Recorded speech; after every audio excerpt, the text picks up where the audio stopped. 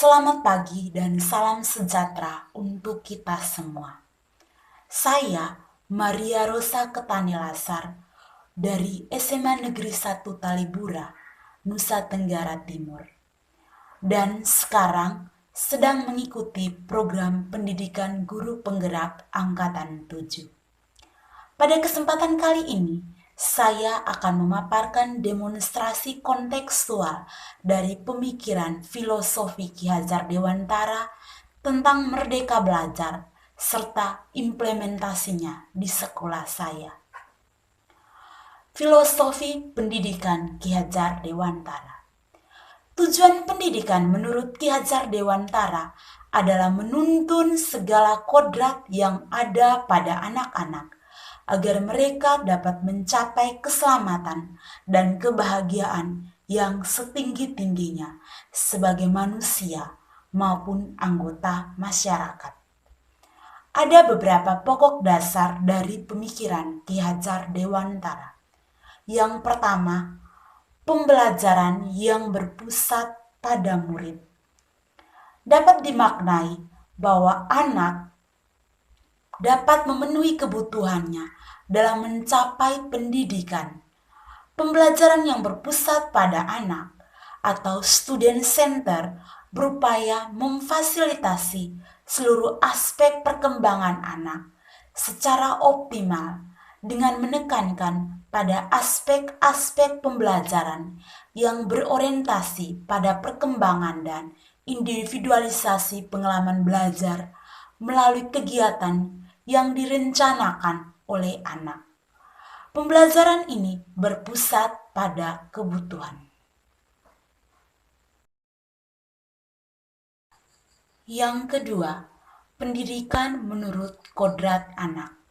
Ki Hajar Dewantara membagi kodrat anak menjadi dua, yaitu kodrat alam dan kodrat zaman. Kodrat alam yaitu karakter dan sifat dasar yang dimiliki oleh seorang anak. Seorang pendidik harus mampu mengenali kodrat alam anak karena berbeda anak, berbeda cara memperlakukannya.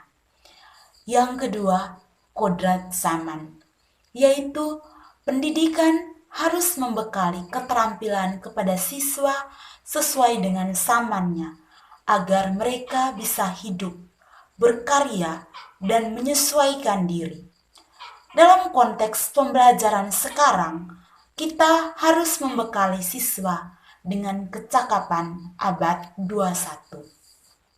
Pemikiran Ki Hajar yang ketiga adalah trilogi pendidikan, yang kita kenal dengan yang pertama, Ingarso Suntolodo, yang artinya di depan seorang guru harus bisa memberi teladan yang baik dalam perkataan dan perbuatan. Ingmadya Mangunkarso, artinya selalu berada di tengah-tengah murid-muridnya dan terus-menerus membangun semangat untuk berkarya. Dan yang ketiga, Tutwuri Handayani, yang artinya di belakang memberi dorongan kepercayaan diri mereka untuk terus berkembang.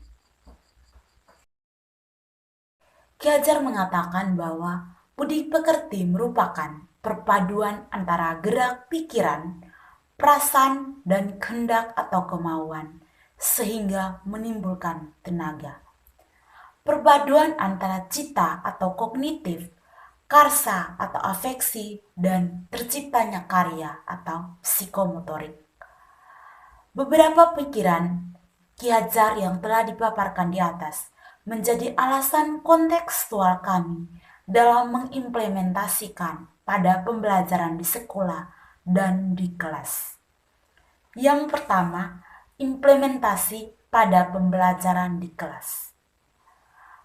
Perencanaan pembelajaran yang variatif dengan memanfaatkan teknologi dan alam sekitar berdasarkan karakteristik peserta didik serta mengaitkan materi dengan kehidupan nyata.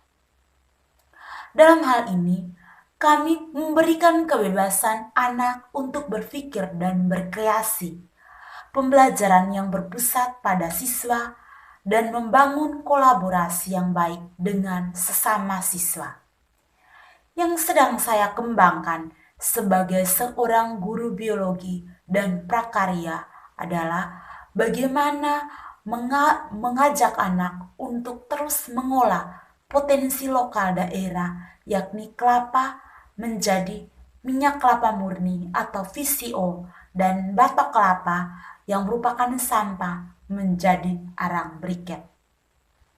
Ada beberapa kegiatan lain lagi yang dilakukan dalam pembelajaran, yakni kegiatan peduli kepada lingkungan dan lain sebagainya. Yang berikut adalah bimbingan ekstrakurikuler dan budaya literasi sekolah.